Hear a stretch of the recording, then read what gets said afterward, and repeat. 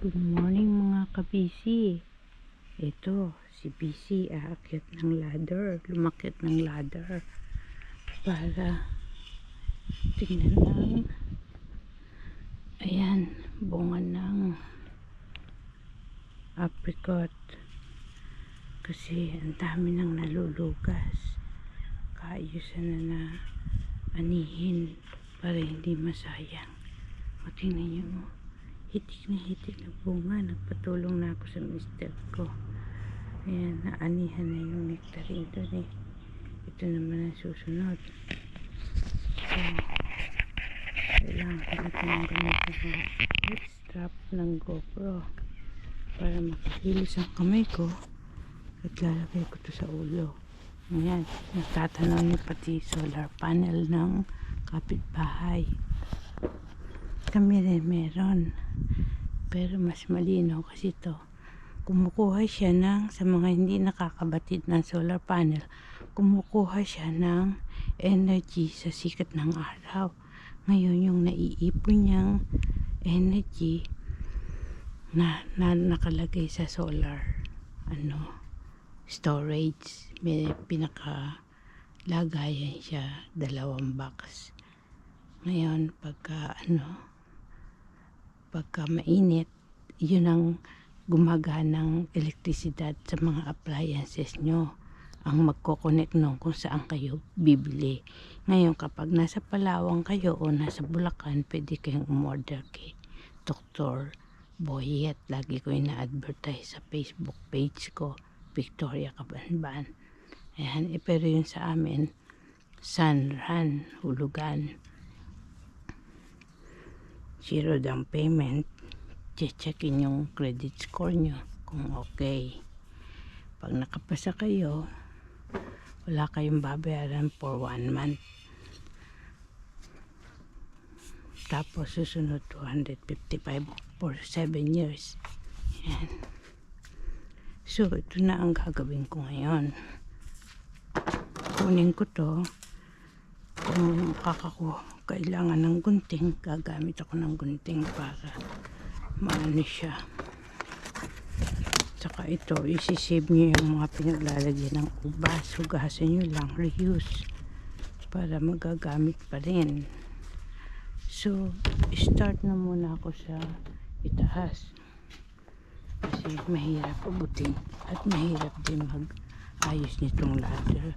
Hindi ako marunong, kaya lang pala turo ako sa mister ko. Ayan, may kabigatan din kasi. Ayan, pagkuha ko nito, pwede din pa ganyan. Kaya lang, kung magtitinda kayo, lalagyan nyo ng bara dyan. Saka itong prutas na to, pag hinugasan nyo yan, mabilis siyang mabulok. Gaya nga, nadapuan ng langaw, maselan. Kaya nagkakaroon sila pag nakagat ng mga lamok, mga insekto, nagkakaroon sila ng mga butlig. Yun. So, pwede yung ikot. Aba, nahulog, sayang. Ayun. Pwede yung ikot. Tapos, medyo may kabagalan, nanlalata kasi ako. Kaya, prepare ko na mainit talaga. Naglagay na lang ko ng sapin sa ulo. Saka nag-sweater ako kahit na medyo maginaw kasi sa ngayon. Ito kasi pag nasikatan ng araw,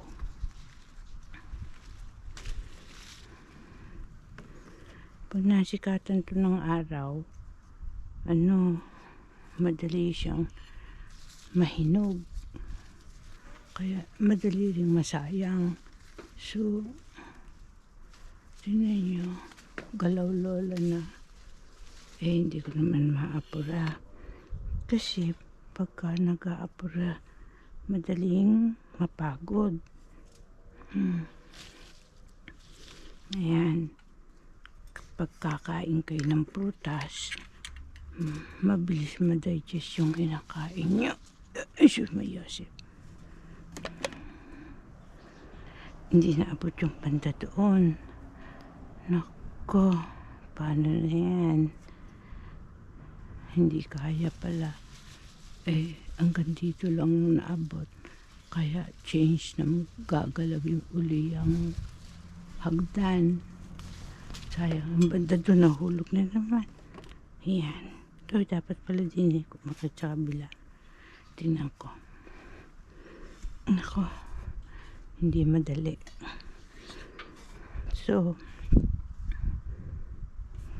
gagamitin ko yung ladder. Ang ganda pa naman sa itaas, no? Kitang-kita niyo yung pagkakapula ng prutas. Kaya ito mga useful things to Kala nyo lang basura na sa bakuran nyo. Pagtapon kayo ng tapon. Dadating araw, wala kayong magagamit. Tatabi nyo lang sa sulok. Kahit medyo gulo. Basta linis lang ng linis. Ay. Oh.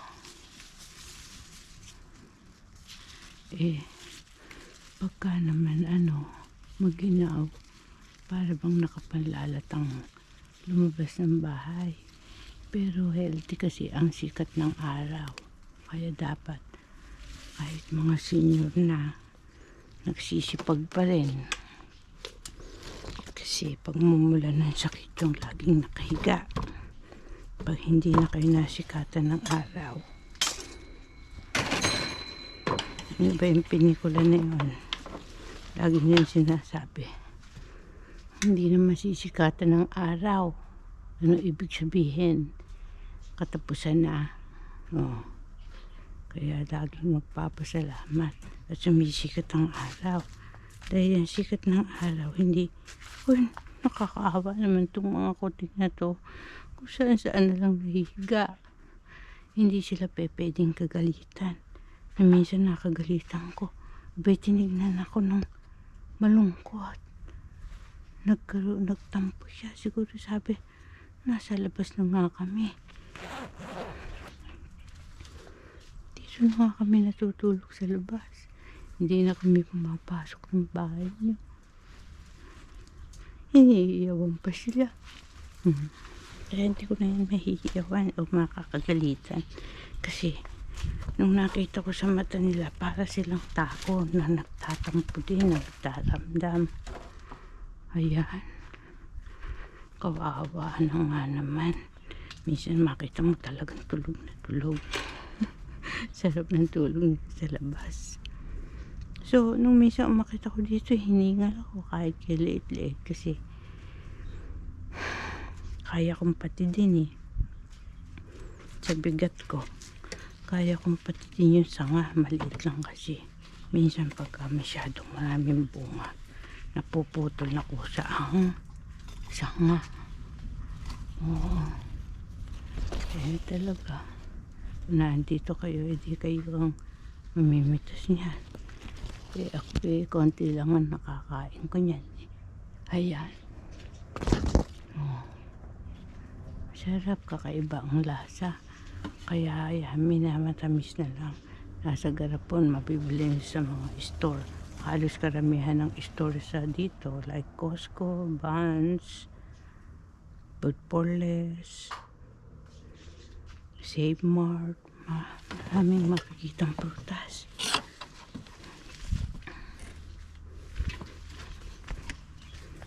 Teka, may kabagalan ako sa pamimitas kasi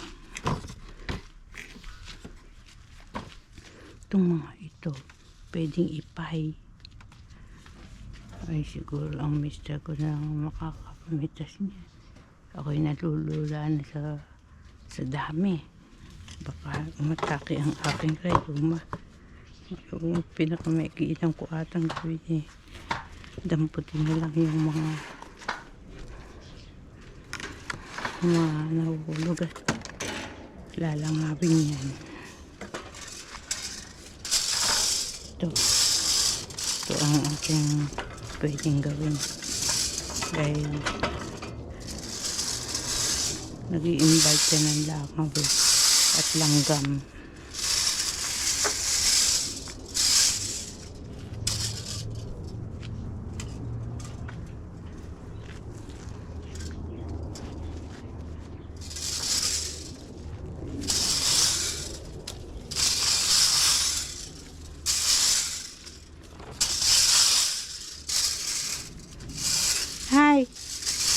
You watching? Hmm? You watching me?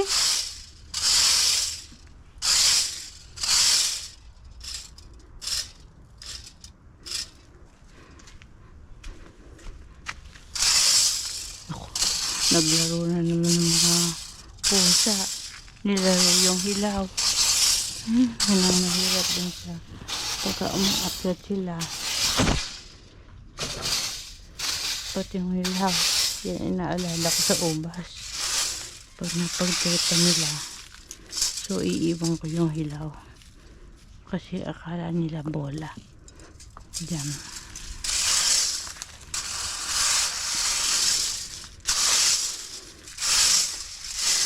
Yan. So ang madali sa akin. Hirap ako sa paminta. Dahil bagay. Tititigan mo tayo kung hinog na o hilaw.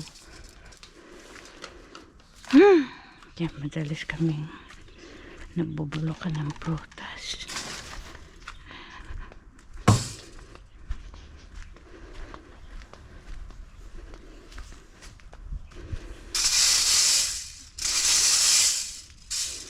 Ito naman ang bambo. Nakabili kasi ako ng mga bambong ganyang kaliliit. Luma na binras ko. Hinugasan ng buti. Pininturahan. Saka ginawa kong ganyan. May tutorial din ako na kung paano makakagawa ng ganyan ng mabilis. Kaya kapag nag-subscribe kayo, papanood nyo. Hindi kayo mag-subscribe, wala kayong malalaman. Hindi madadagdagan ang kaalaman na niya. O hindi kayo makapagtuturo kasi nga hindi nyo alam.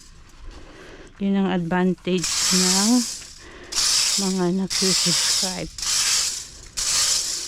sa inyong mga kahit kanino vloggers. Mamimiss nyo yung mga dapat nyong malaman. Isipin nyo yung iba nag-e-enroll pa, nagbabayad. Yung mga vlogger libre turo. Nalibang pa kayo.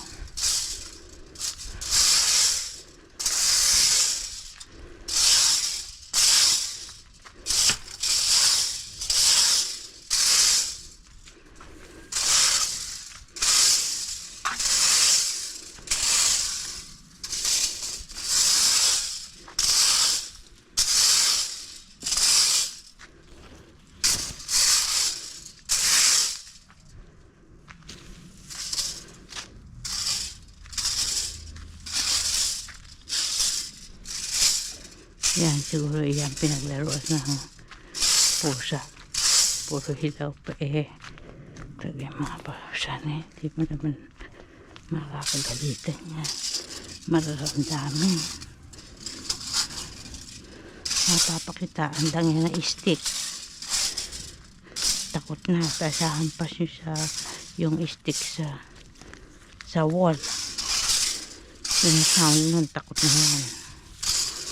Kasi hindi naman dapat nga pinapalo kahit nasusugat sila siyempre kawawa.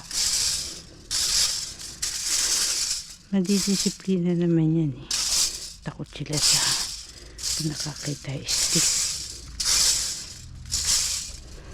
Tapos yung sasawalin nyo para alam lang mali yung ginagawa nila.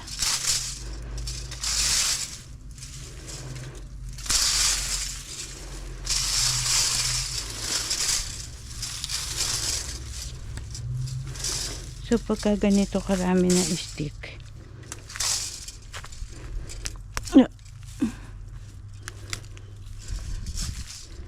ano yan, ang pangkalay-kay dyan, yung madalang.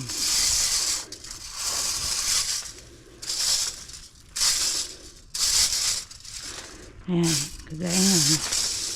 Napaglaruan tong lupa, kumalat. Mahirap pagka hindi walang bakod. Kagaya nito, may bakod. Hindi nila kayang laruin o kalat. Kaya ganito kung ginawa yung mga nilagyan ko ng lupa, nakablake, kahoy.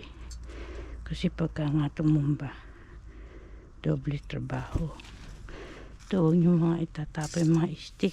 Pag magtatanim kayo, napakaginhawa kahit stick lang. Magagamit mo siya pagtatanim.